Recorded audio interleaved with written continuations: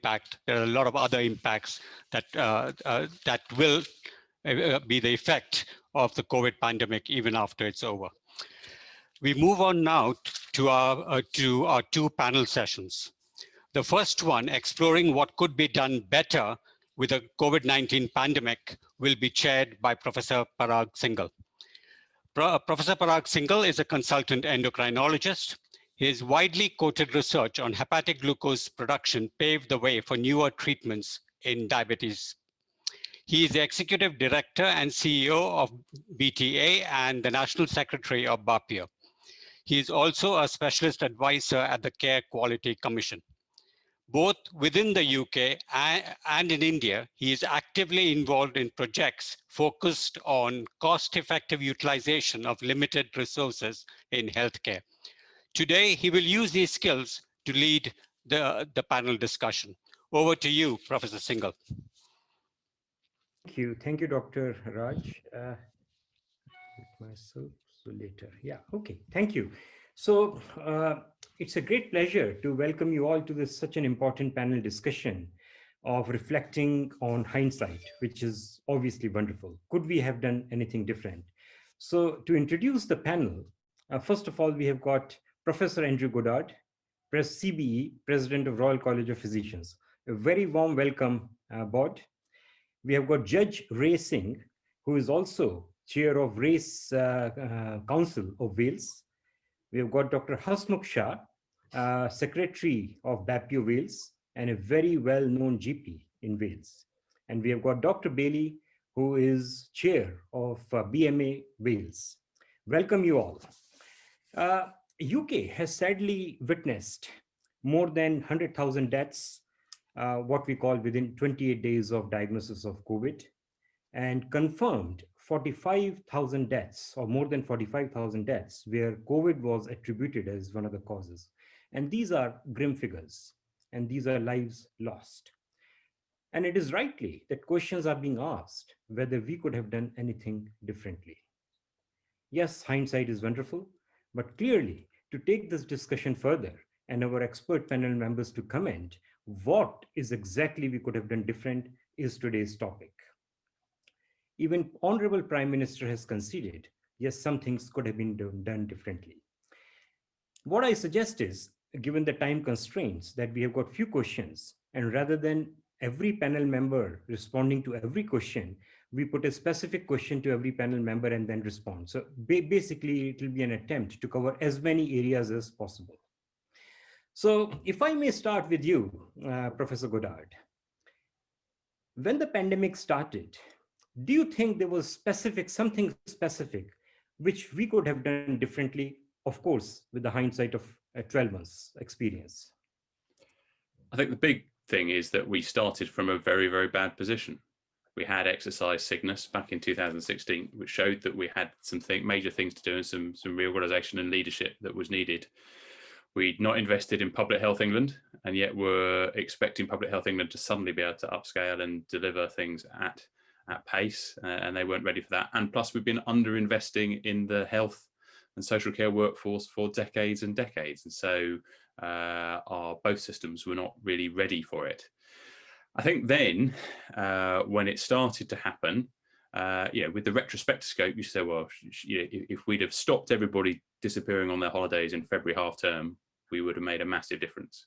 Because what that meant, what we ended up with was multiple ports of entry from that half term. We know that many of the cases that arrived in wave one were from Spain or from Italy, and probably due to travel in that half term. And I think if we'd have known that, perhaps we would have stopped flights as we have done now back then. I think that would have really given us a head start. But because we weren't prepared and we didn't have an effective test and trace system, we hadn't got a pandemic plan that ensured that we had analyzers, all the reagents that we were short of, the PPE supply, it meant that we were from a really, really difficult starting point. And not only were we probably not in the right stadium for the race, we were probably wearing concrete boots. So it was going to be really, really hard to perform well in that race. Yeah, no, thank you. But what do you think the lack of response, or you using the hindsight, was because we did not have enough information about the virus? Basically, it was a new virus, or was it we didn't take the thing seriously despite knowing the seriousness of the virus? I think we all watched it from afar, and we made the mistake early on that we made two mistakes. One was thinking this was like SARS, the original SARS, which it wasn't, because SARS was easy to identify because only people were only ever symptomatic with it. There were not asymptomatic cases, and when people were unwell, they were very unwell. And the other mistake we made was trying to compare it to influenza, and it's a very different virus from influenza in the way it behaves. All the modeling that we had, and you remember, and it remains that the modelers have taken front stage. If you look at those models, they were so variable between each other. And I can remember long heated discussions with graphs going up and down about should we close schools, should we not close schools? And the bottom line is we just didn't know, because we didn't know how this virus was going to behave in a UK population. And because we didn't have the contact tracing systems that were set up on the other side of the globe, or we had the public health measures that were available to China. So if you look what China did, they effectively put everybody on house arrest, allowed one person out every 3 days, and if you went out and you weren't allowed, you were arrested. And just you wouldn't get away with that in the UK. So I think we have to be careful that we don't try and over compare. But I think you're right, Parag. We didn't really understand this virus well enough back then. And if we had, we're all sitting here now, and if we knew what we know now, we would have all quite willingly said, okay, let's everybody just stay in the houses. Let's not go anywhere. Let's not fly anywhere. But we didn't know that, and so we didn't. Thank you. Thank you. Can I now come to Judge Singh?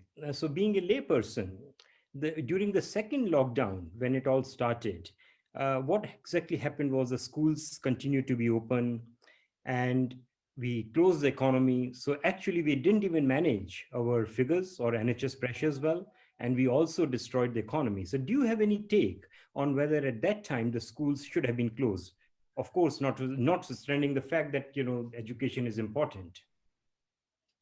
It's very difficult to answer that because lack of knowledge, lack of understanding of the virus was the main, I think, one of the main causes of not taking immediate steps.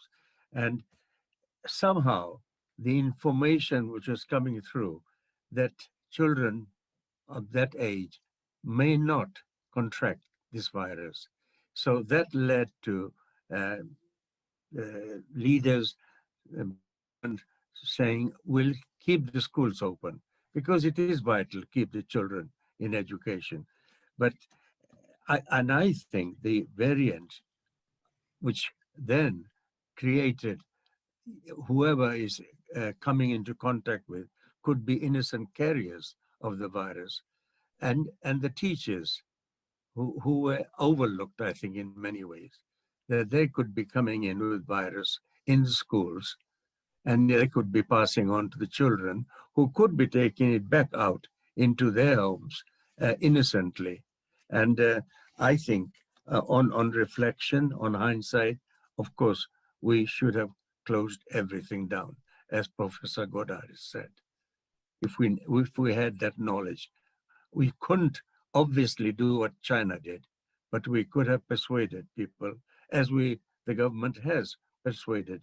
And First Minister was very clear yesterday that although the R rate is coming down in Wales, we are still not ready to open up to the whole community. So, and I think hindsight is well and good, but we are where we are now. That is very true. But just leading on to that, during the month of February, March, April, May, it was becoming very obvious the seriousness of the disease. And do you think, as a layperson, that public could have discharged their responsibility a bit better? And what they started doing in June and July and rushing off to holidays and everywhere, they could have been a little bit more cautious and helped the government and helped the NHS. I think they fell in the same category as the leaders fell early in this episode. they did not realize the seriousness of it. I think lots of people thought, if I went away on holidays in sun, I'll be fine. And the seriousness didn't come. And it really, that awful figure, which we have just seen of 100,000 people, somebody's family, somebody's loved ones. And I think it is now has filtered into the community that, yes, it could be us next. It could be my father next, my grandfather. So I think there's more of a caution now than it was in February. Thank you. And my colleagues within the audience, I think the moderators are monitoring the chat box. So we will be looking at the chat box for questions for the panel. But can I now come to Dr. Bailey? Dr. Bailey, one of the sad realities of this pandemic has been loss of lives of health workers. Absolutely. And majority of them sadly have been from ethnic origin. And linked to that, I mean, what do you think went wrong and what do you think could have been done differently as far as the death of health workers is concerned? Well, clearly one of the first things that could have been done was getting up to speed quicker on the PPE issue. We've had a lot of stories early on in the pandemic where managers were bullying people to go into COVID positive areas with less than adequate PPE. That's largely been solved since then. I think we didn't know at the very start about the issues that some ethnic minorities were more susceptible to the virus than others. That's become tragically obvious since then. And I think it's fair to say that the risk assessment tool that Singhal actually developed has put Wales ahead of the rest of the country in that it is the only, to my knowledge, risk assessment tool that's used universally across an entire country. So I think that was a very important thing for us. There have been other ones developed, but none that have got sort of universal coverage across the country. Now that we've got reasonable degrees of PPE, we're in the situation where we now have the new Kent variant, which is both more lethal and significantly more transmissible. A lot of our colleagues, of course, 93% in the last survey that we did of our members, have had their first vaccine. So the death rate amongst our colleagues hopefully will significantly decrease over the next few weeks as that immunity comes in. The other issue that comes on there, though, is transmissibility. And we don't know exactly how that's going to work. We don't know how much protection from onward transmission you get both to families and patients after the first vaccine. And I think we do have to be very clear that we need to be doubly careful with our PPE in hospitals. We need to continue to do all of the things that we've been doing with social distancing. I think we need to very seriously consider the use of FFP2 masks throughout the health community for all doctors, nurses, and other healthcare workers to try and make sure that whilst we've got the start of some protection, we're making sure that our patients and indeed our families continue to be protected until we've all had our second doses, because I think it's very important that we don't lose sight of the issues now, that the other protections that we can do still will prevent some transmission. So I think we need to be doubly careful on PPE. We need to look carefully about whether we need to upgrade that because of the Kent variant, and hopefully we'll get through the next few weeks by making sure that we don't take our eye off the ball now. And one of the things, Dr. Bailey, what Dr. Mehta in his address was highlighting, that more and more ethnic minority frontline workers were being put at frontline. Yes. Do you think that contributed to the death of predominant ethnic minority workers?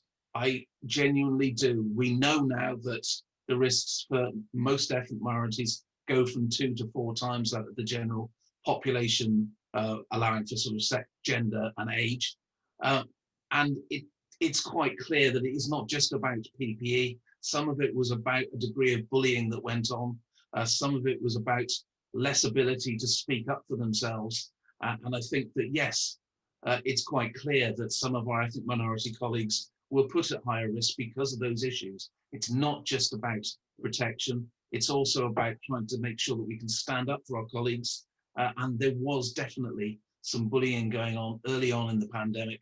I think we've probably got past most of that now, but that's something that's endemic and has been in the health service for years. And I think we've still got a fair way to to actually improve that ongoing. The BMA's got now a BAME special group to try and speak up for these particular issues. And I think that we've still got a way to go before all of our colleagues, all doctors, are being treated in exactly the same way. So yeah, I think there's still some way to go there. Linked with that, coming to Dr. Shah, the two groups which were predominantly affected due to virus were ethnic minority, not only health workers, but others also, and elderly care group. And now I will come to my favorite question or favorite topic, and Board will like it, is vitamin D. So do you think, although looking at the evidence and not a lack of evidence, do you think it has any role to play? Dr. Shah, being a very experienced GP, what is your take on that? Thank you. I strongly believe that vitamin D has real role. Now, there is no proper randomized trial, but there is observation data says that those people who has got adequate vitamin D and they got COVID infection, they were not having severe complication. Also, the BME group, people who has got a dark skin, they don't, because of melanin, they don't absorb the vitamin D. So they are more at risk. Also, what confuses us, like in a lockdown, the poor country gave a different message for the lockdown. And that means people were confused, population were confused. Same thing on vitamin D dosage. Poor country told differently. The Public Health England said 400 units. Our Wales said 1,000 to 2,000 units. So the different message came from the vitamin D, from public health, from poor country, like lockdown. Second thing, it is known that when there is a proper dose of vitamin D, the severe viral infection are protected. So this is a virus. The COVID virus, it's a different type of virus. Second thing, during the lockdown, people were at home.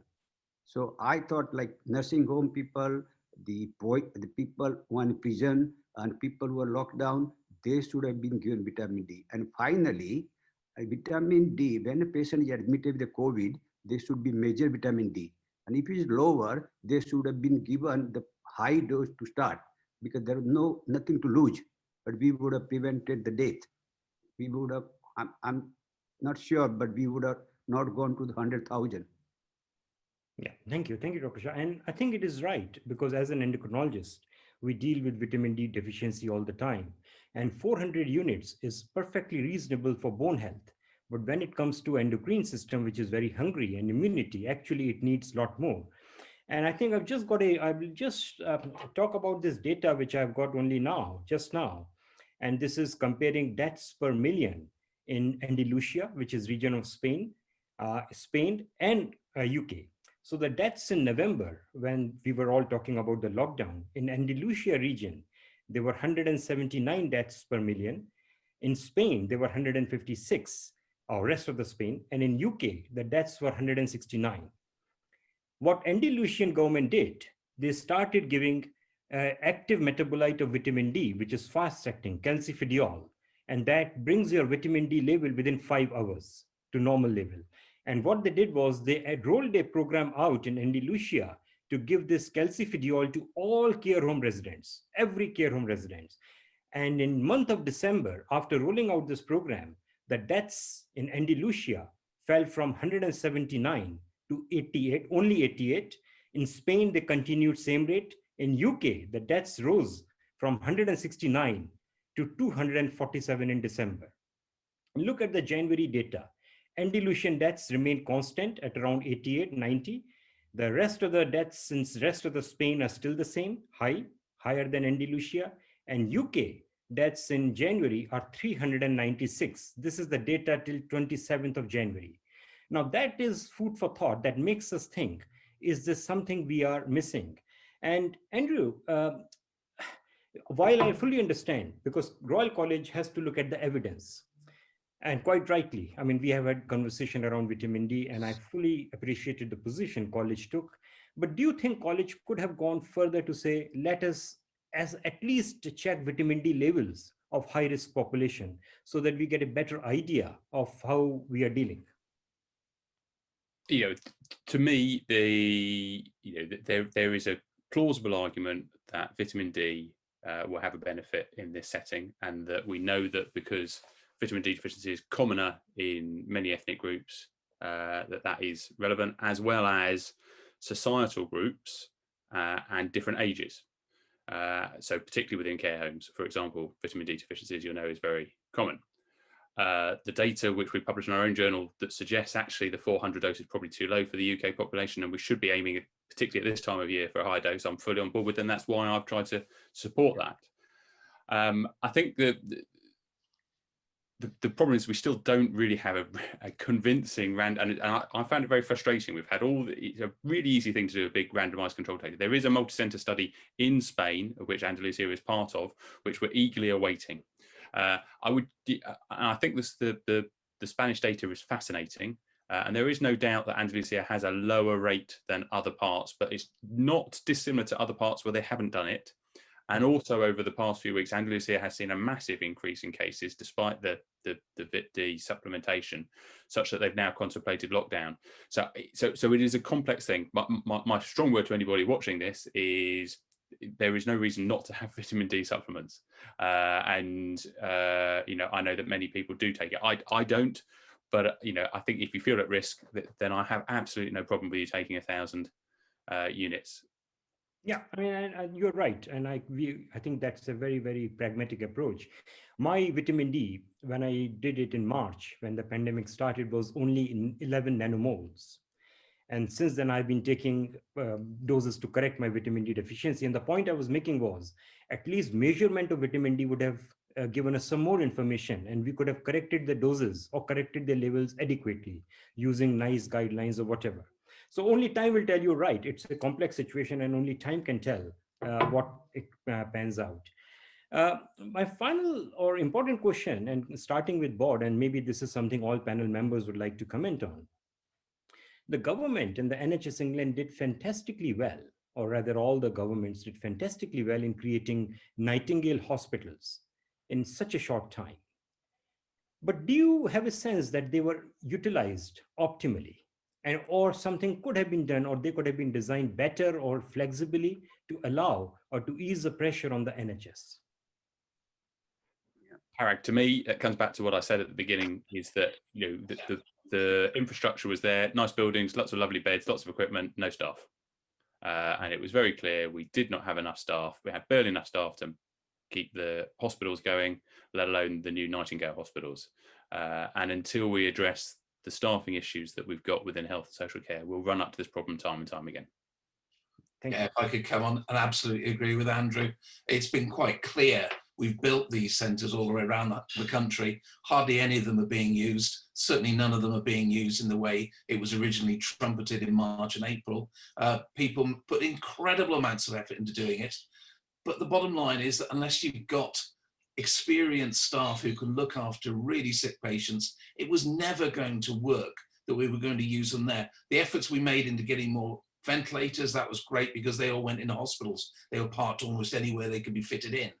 The Nightingale centres may well have a role, although it's probably going to diminish now in terms of convalescence, but they were the answer to the wrong question. The right question was invest more in the health service so we had staff that could actually cope, that we had enough beds in our main hospitals that could cope. And that's where we've gone wrong. And that wasn't going wrong last March. That's been going wrong over the last decade.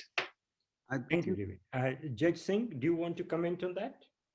I agree that I think there's something wrong with my screen now, but I hope you can hear me. Yeah.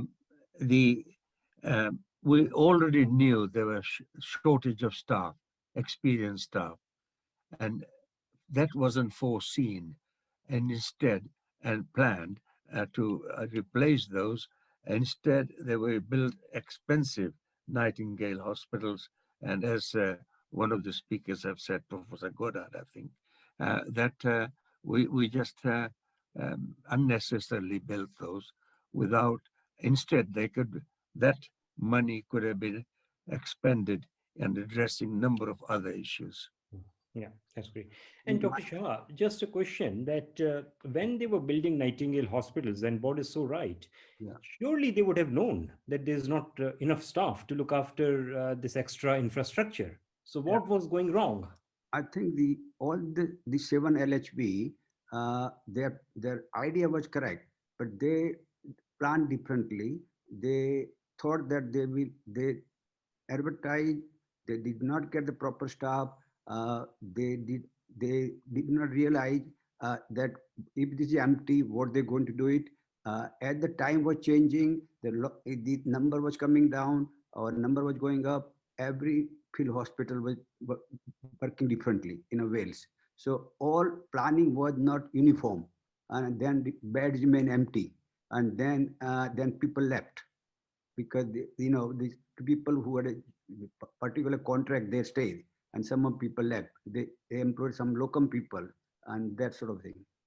So they And did not utilize. yeah, and a specific question to you, Hasmukh Bhai, Yeah. because you have been a GP for so many years, you would have known the old days of community hospital or step-down beds, which were cared by GPs. Yeah. Do you think the Nightingale hospitals could have been used as community hospitals by carers and monitored by GP? Do you think that could have been one of the answers? I think the similar thing what happened.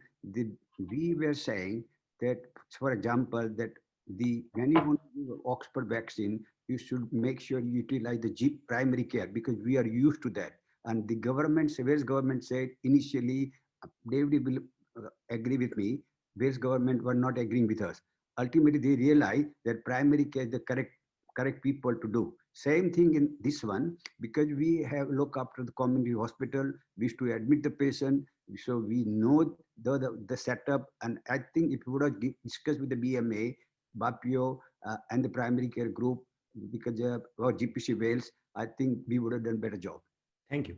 I think our time is up and we have had a wonderful discussion. I would like to take this opportunity to thank all the panel members, about Judge Singh, Hasmukh Bhai, David.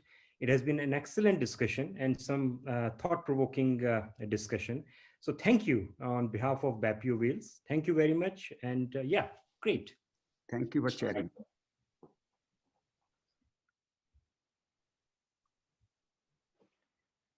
Thank you, Parag. Thank you very much. That was brilliant. We will now move on to our second panel. This panel will consider whether there is a silver lining behind this pandemic.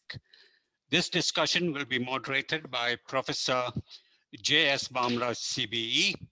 I invite Mr. Rahul Kotwal, consultant orthopedic surgeon, to introduce Professor Bamrah. Thank you, Murali. It is my pleasure to introduce Professor J.S. Bamrah, CBE. Professor Bamrah is the national chairman of BAPIO and also a senior consultant psychiatrist and honorary reader at Manchester. He has published extensively in peer-reviewed medical journals and has received numerous awards, including a CBE.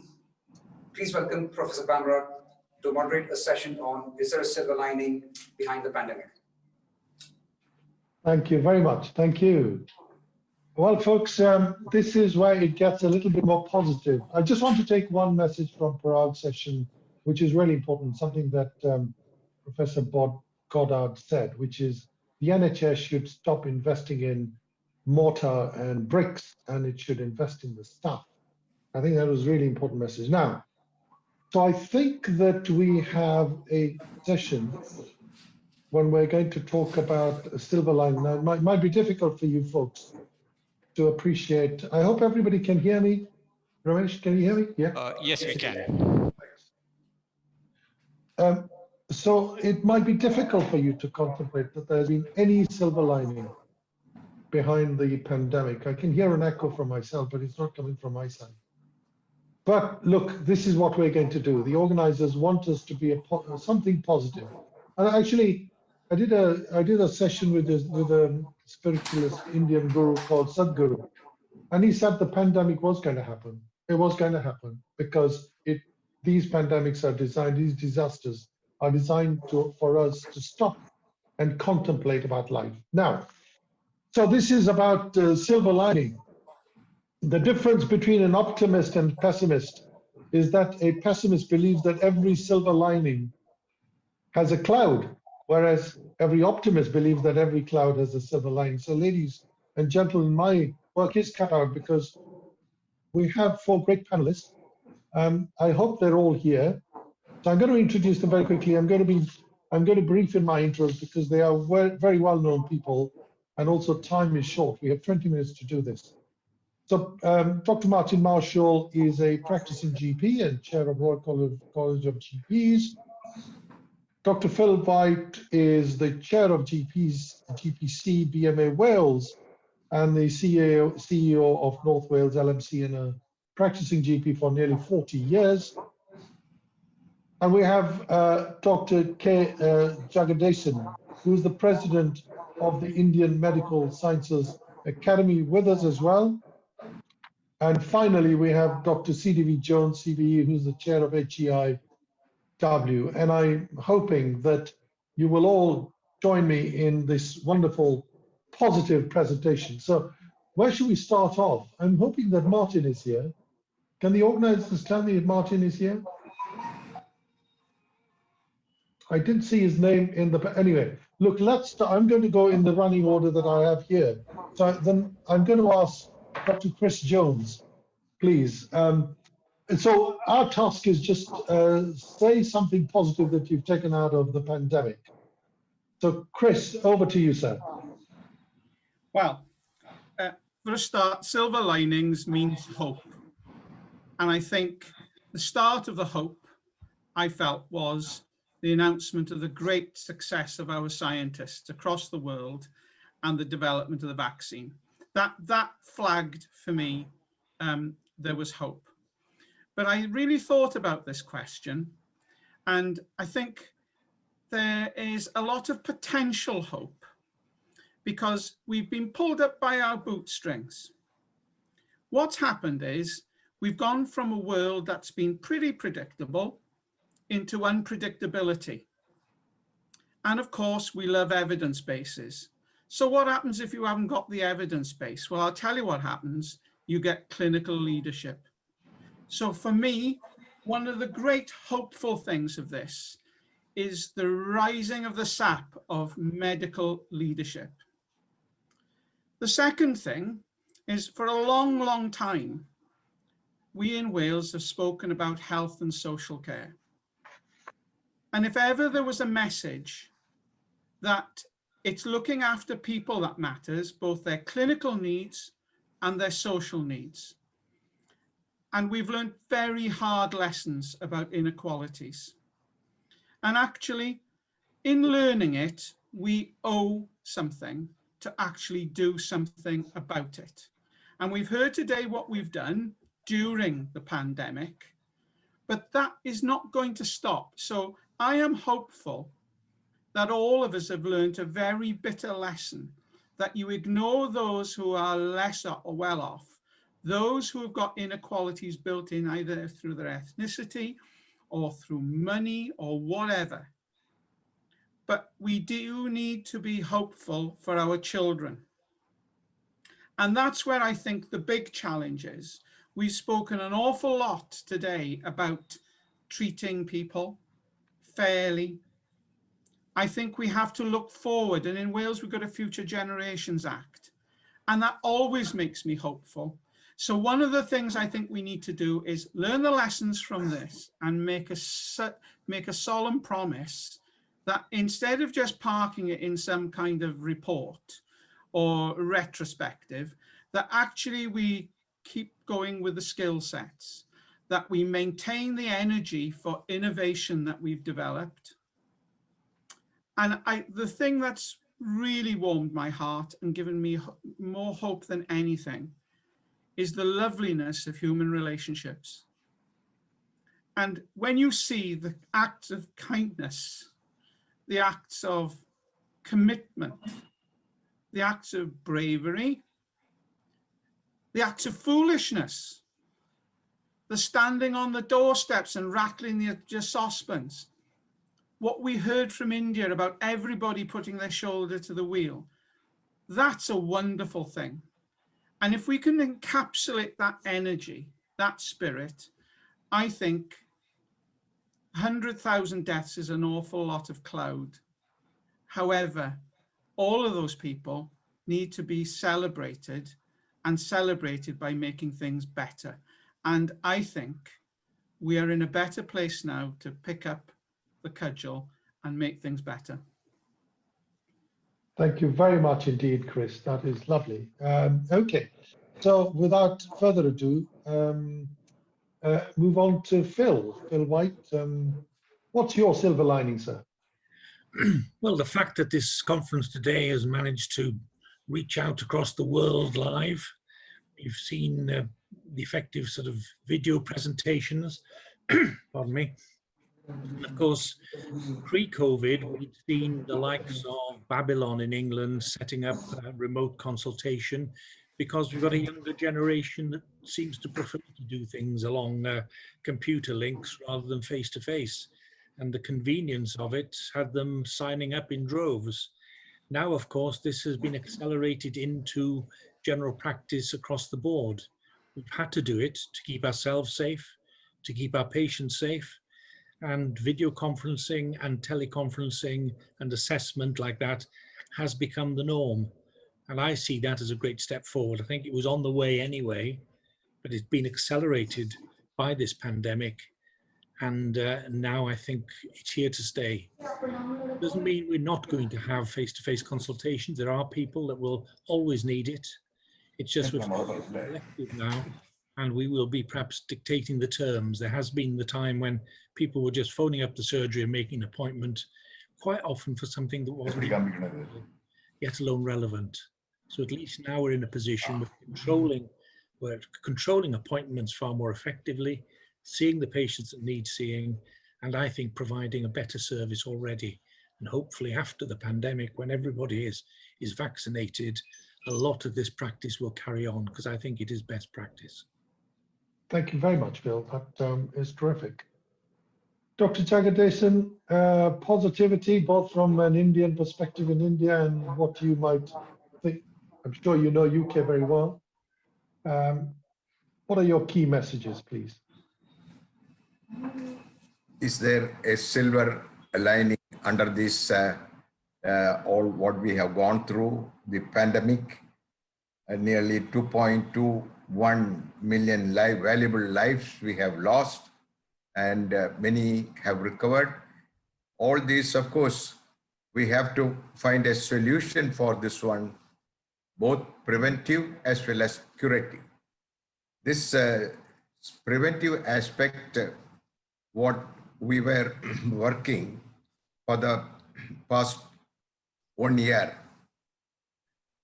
we've made use of the science and nanoscience, that is the zeta potential we are making use of, and the virus has got a negative zeta potential when compared to our body's zeta potential. This zeta potential, when the virus invades your system, our zeta potential drops to nearly 5, +5, or in the negative range. So this gives a clue to the diagnosis. Those who we have tried out 183, another 300 is on, and there it gave a good ray of hope with around 98.4% accuracy. It is giving the zeta potential that is measured when you place your hand on the replica, as shown here, this model, where there are infrared sensors fixed at the fingertips, and these will measure the following data. 1, the zeta potential. 2, the blood counts, that is RBC, WBC, platelet, and the differential count, the oxygen saturation, and also the oxygen saturation, the smell and taste.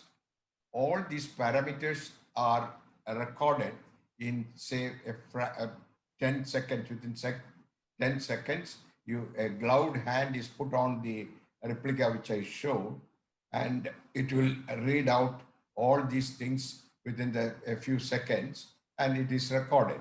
Then it is compared with the actuals, we found such a very good sort of comparison, and it is worthwhile putting into operation. Very cost effective, and it prevents cross infection, and especially the frontline workers.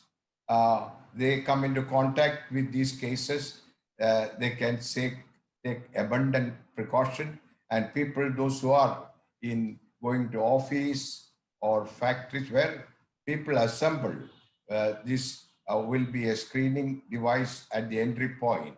So this sort of advantages are there, and no swab for culture, or sorry, swab for RT-PCR and blood tests.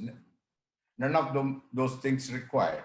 Everything from the skin, we can measure these things, and it is giving a comparatively good result, encouraging. So we are pursuing with this one further. Of course, we got this clue from our onco tracker, that is for breast CA. We worked some 12 years back, and also the nanoparticle which we use for prosthetic valve to prevent clotting, blood clotting, bacterial colonization, and fungal colonization. All these have turned into, at this time of pandemic, we try to develop this new technique, and it is encouraging. Similarly, applying the same zeta potential, your antiviral RNA antiviral agent has got a zeta potential of around 25. So if whatever agent you are choosing, the higher the zeta potential, definitely it will knock out the virus. Some of the nanoparticles we have found out, and still work is on, and some of the other materials where high levels of which are in use, we can try out these things. Our partners, MOU partners, we are collaborating with, and they are helping us in sorting out this therapeutic aspect of this one. So there is a silver lining. Hopefully, in the very near future, we will have a complete answer. Thank you for the opportunity. Thank you very much, Jagadesh. So that is what in India, it's hard to translate it, but there's a word called jugaad. Jugaad is like an invention, you know, but what you've done is amazing. So thank you very much, folks. Actually, I think that Dr. Marshall can't join us, unfortunately. So we've got a few more minutes on this. So I want to capture what you said, folks, because there have been really positive comments of what you've said. Chris, particularly what you said seemed to hit the chord in a number of places. And of course, you know, the way that I look at it, just taking on board what you folks have said. So digitally, we've been catapulted at a faster pace than we might have done otherwise with the pandemic. Medicines, we've seen 18 months to produce so many vaccinations. Well, that could never have happened in my lifetime before, and I've done a lot of random controlled trials. So when science puts its back up to it, it can certainly come up with the goods. So vaccines have been great as well, and there'll be other medicines that have come, dexamethasone and that sort of thing, to treat the virus. Social strategies, which obviously social distancing, although I would say social distancing does not mean psychological distancing, please. That's one thing that we've suffered with, which is psychological distancing. Face masks and all that sort of thing, you know, sanitizers, and innovations, which we've just heard from Dr. Jagadesh. So let me give my panel, esteemed panel, just a minute again to wrap up their message, if I may. I'm sorry, time is of the essence, but you're doing very well. You've put a lot of positivity in it. Chris, may I go that way? Go same order? Okay. Many people in this conference aren't just clinicians, they're teachers and trainers. And I would like to say that all the efforts you have made, all the time you have spent supporting those in training during this pandemic will reap wonderful rewards going forwards. And what we are hearing from students is yes, it's been tough. Yes, it's been challenging, but massive amounts of very positive feedback about the time people have spent, the dedication that clinicians have given to making sure that the training and the learning continues. And what's more, we've learned to learn quicker and in different ways, and we spread learning much quicker. So as a chair of a health education improvement organization, I have to say, that's a real crock of gold. Phil, may I come to you, sir? Yeah, I think I agree with Chris there. I think we have integrated our teams far more. From a general practice perspective, we've really worked very, very hard. All our staff, from the receptionist through to the senior partners, worked extremely hard. And we're doing it again now with the COVID vaccination. We're getting on with it now that we've had the Oxford, which is much easier to handle in practice. It's noticeable that in Wales, we've gone to top of the pile for vaccination rates now, the minute the general practice were involved. We are the people who can vaccinate. We do vaccinate year on year. We've given almost 1 million flu vaccines towards the end of last season, and now we're going to start again, and we will rapidly get this country back to normal. Wonderful. Thank you very much. Dr. Jagadesan? Yes, this is only the preventive aspect.